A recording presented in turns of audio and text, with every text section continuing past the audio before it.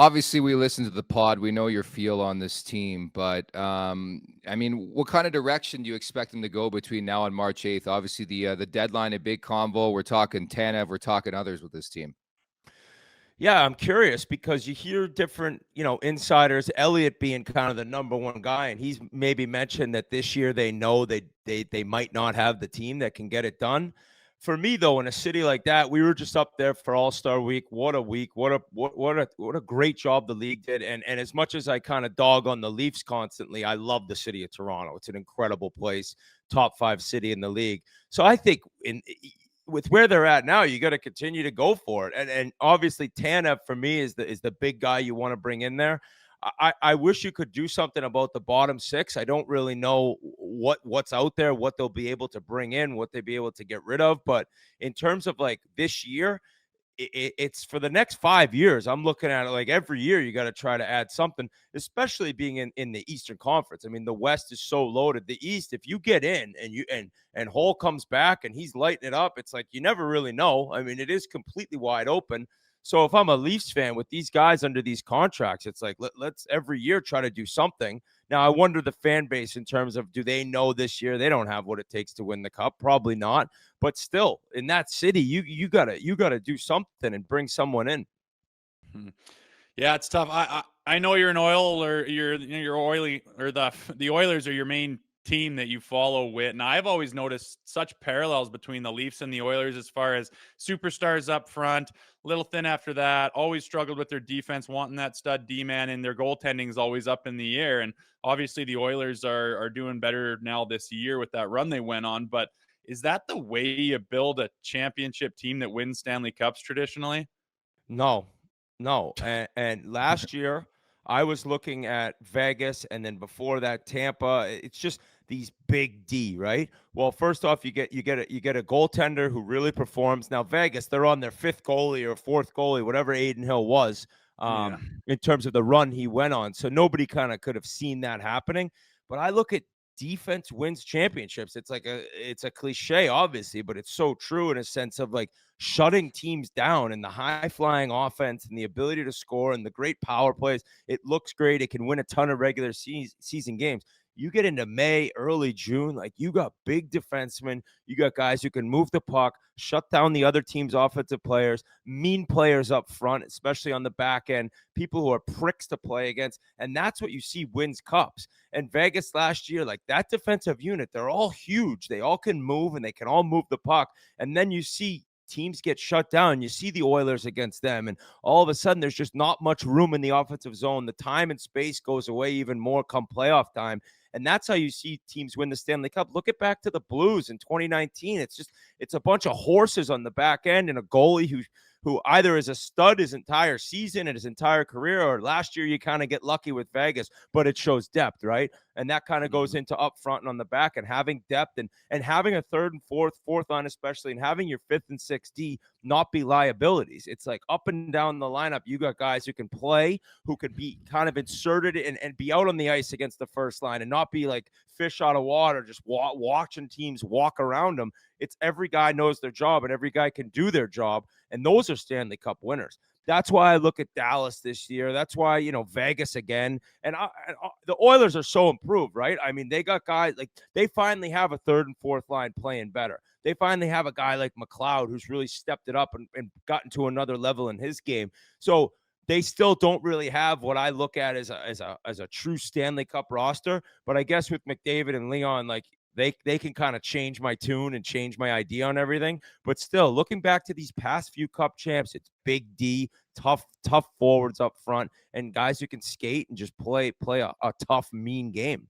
It has to be the mentality too. And on a daily basis, we have this convo on the show, and you've been documenting this Leafs team all season long. Like there's some games where like, holy shit, they're an all-star team. And there's some games where they no show. Like, where does that come from? Is it the coaching? Is it they don't have the right players on the roster? Like that to me is the biggest thing I can't get over, to look at this team and say they're a serious contender, because they're just so inconsistent. Yeah, that's one thing that's so confusing, and it's like it's a tale as old as time. Is it coaching? Yeah. Is it leadership? It's kind of a little bit of both. And I know Tavares is a well-respected, great leader, and like it's not on him to have guys ready to play, but at the same time, it's not completely on the coach either. You give these guys a game plan, and what's tough for fans to watch is like one night they come out flying, they're ready to go, and then 2 days later, it's like the first period they're watching the play, they're not moving their feet, and you're like, I don't understand the inconsistency. Without being in the locker room, it's really hard to tell. But the issue that I see with the Leafs is you watch these guys and they can play so well, they can be on the same page, everyone's going, everyone's doing their job, and then how does it disappear? And obviously the best teams, they have little slumps and they go through issues and ruts, but for the most part, you know what kind of effort you're getting night in and night out. Like, look at those Lightning teams. It was like, all right, game off here and there. But every time you played against them, you knew like these guys are going to be doing exactly what it takes to win. So I know there's been noise about maybe getting a new coach in there. I at this point in the season, like Keefe's your guy, right? And it wouldn't make sense to me. Now, obviously, the argument is all these teams have had these kind of big jumps in terms of bringing in new coaches, with the Oilers being the biggest one with Knobloch coming in. But I just have a tough time blaming Keefe. I mean, he's had a pretty good run as a Maple Leafs head coach, considering their history of playoff failure in the past 24 years or whatever it's been. So I wish I could answer that completely, but without being in the room, nobody really can. As a fan, it's just beyond frustrating to watch, though, when you see a team 2-3 games in a row, all right, we got it, and then boom, the next 2 games, it's like, what is happening? Where's the effort? It all goes back to goaltending in this league, though, and I know everyone says it forever, and I mean, when Samsonov went through that real rough spell and he's down in Toronto and Marlies, he's not even playing, and he comes back and he makes that save on the 2-0 against the Jets. And it's like, I was really happy for him. And I was really impressed by Maple Leafs fans. It seemed like they weren't really getting on him like they usually do for the defenseman. And I said Hole before, I meant Wall. I was thinking about the old punching bag Wall. Wall last year. Jesus Christ, don't compare those two. I'll ruin the entire relationship I have with Leafs fan, as ugly as it is. But you need goaltending. Look at the Oilers earlier in the year. You can't get a save, you're not going to win. And even when they beat Dallas the other night, I mean, that wasn't exactly fantastic goaltending. So it's tough to see right now. And you wonder when Wall comes back, will he be ready to go? That's a brutal injury. When I was on Pittsburgh back in the day, Fleury went through it. Luckily, we had Ty Conklin pretty much save our season. And Fleury came back. He was great in the playoffs. But those first few games and those first few weeks coming back from a high ankle sprain, it's a horrific injury. It is. And it's Jekyll and Hyde out there. And I think the consensus is this team isn't as good as we had hoped to be. So coming down to the deadline we've got a first rounder. We got Fraser Minton. Easton Cowan is just lighting it up in junior right now. How hard do you go to pick up something that might plug some holes, especially when it's going to be more often than not rentals without term?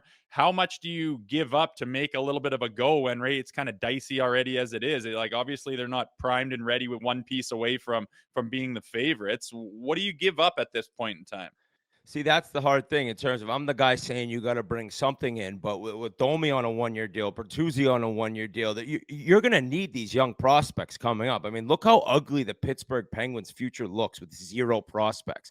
So all of a sudden, like, if you're going to have these dudes making all this dough up top, and you have 3 guys all making whenever Marner signs $12 to $14 million, you're going to need some guys on entry-level deals making low numbers. So it's hard to give up on a Fraser Minton, right? I mean, I read a lot about him in camp, and seems like a very impressive guy, somebody that you'd want a part of your organization in terms of his mentality to the game and his work ethic. First-round picks, they're so valuable in the trade market sense, but also, like, they're kind of crapshoots after you get out of the top 10, right? I mean, you see depth, and without being a scout, I don't know in terms of this year's draft how crazy the depth is up and down the first round. But I'm a lot more willing to move on from something like that than a prospect that you're seeing develop or Easton Cowan lighting it up. It's like, all right, we kind of know what we have there. We see the progression. I'd much rather be willing to give up a pick. We don't even have the guy yet, as opposed to this guy. If I'm watching him and our scouts are watching him and like him and really kind of see him as part of the future, I don't want to move on from somebody like that. If this year, even if we bring somebody in like Tanev, we still have question marks up and down the lineup in terms of can we go on a run. So it all depends on the mentality, right? Is Tree Living going to want to kind of give it a go this year and be willing to mortgage the future? That's really hard for me to look at and say yes to, because you're going to need guys, like I said, like all those Blackhawks teams, they had guys on entry-level deals making an enormous impact. And every Stanley Cup winner ends up having that. Yeah. Definitely. And I'm sort of stuck in between where it's like, how many bullets do you have in that chamber where you have all these studs on this roster? How can you not go for it? But I totally That's the understand. thing. Yeah. That's the Yeah. thing. What do you got? 5 more years? Like when Yeah. Matthews' deal comes up, if they haven't done it by then, is he going to be sticking around? I don't know. I Maybe don't he know goes him to personally, Utah. but Maybe he goes to Utah. I want to ask you about Chris Tanev. You're the perfect person to ask. Obviously, you played D in this league. What would a Chris Tanev bring not only to a room but to the team? Like even watching last night, I feel like he leaves every game like at least once because he plays so tough nose. Like I think it'd be so good for the back end here in Toronto. he'd be so good. And I will say about the back end, like I really like this Benoit. I really Yeah, like that's the type of guy that like Toronto needs. And for a guy who's in Anaheim, doesn't receive the qualifying offer, comes over to Toronto, is on waivers. Boom, he's made the most of his chance. That's what you need from a dude like that. I mean, the fight with Gabranson earlier this year, like I love that. Chris Tanev is somebody that you get in the room, and after every game, you're looking at the guy. He's got ice packs everywhere. He's a beast in the gym and off the ice and how he approaches the game. So not necessarily is it only like on ice, knowing what you're going to get, always making that solid play, always putting his body on the line, blocking shots, giving and taking hits, which is also important as a D-man. But it's the professionalism he approaches everything with. And there isn't a teammate of Chris Tanev I've ever met that doesn't speak so glowingly of him and talk about like that's the exact type of guy you win a Stanley Cup with. And it's the same with his brother. Obviously, they were raised right. They have that work ethic. They have the ability to go into rooms and always kind of lead by example by just doing what a team needs to have done. And when you look at a guy like Chris Tanev, like there's no question marks from the D. The coaching staff, it's just like, we know what we're getting this night. Yeah, occasionally he may have an off night. It won't be for lack of effort. It won't be for lack of not being ready to play like we've talked about this Leafs team. So, I mean, that's a guy that there'll be so many teams gunning after. And it seems like the relationship of Tree being in Calgary could have some sort of impact with that. But it seems like once Zadorov got traded, it's like, all right, if the Leafs could get one of Zadorov or Tanev, my idiot buddy Biz, he thought the Leafs were going to get both of them. So now he's just really, really relying on the fact or hoping that they get Tanev. At least one of them he says they need. I feel like Calgary has Toronto by the balls, man. Like, fuck, first they got Tree, and then second, I think half the league is after Tanev. And then on top of that, they want a second-round pick, and with the Leafs don't have a second, so, like, give me your first. Like, I just – hopefully it happens, but I don't see a pathway where it does because I think Calgary has all the leverage here, you know? Yeah, that's very true. And as much as I respect Tanev, and I kind of just made a statement about first-round picks being a crapshoot, I don't know if I want to give up a first-round pick for him unless you have him completely re-signed and get a deal done. It's really hard to kind of give up that little bit on the older side too, as opposed to Noah Hannafin being younger, 27 years old. That's a huge difference in terms of like a first-round pick versus a second. So, yeah, in terms of Calgary kind of really holding all the cards, that is the case. And the offers are only going to go up and up as guys are leveraging themselves against other teams. And all of a sudden you're looking at like, oh, well, we just got another offer from Dallas. We just got another offer from Jersey. You're going to need to up yours. At some point, Tree's not going to be able to do that. Make sure to check out more of our content right here on the Leafs Nation YouTube page. We got long-form interviews, we got clips, we got epic rants by Jay Rosehill. We simply have it all. And don't forget, you can find out much more at theleafsnation.com. Thanks so much for watching.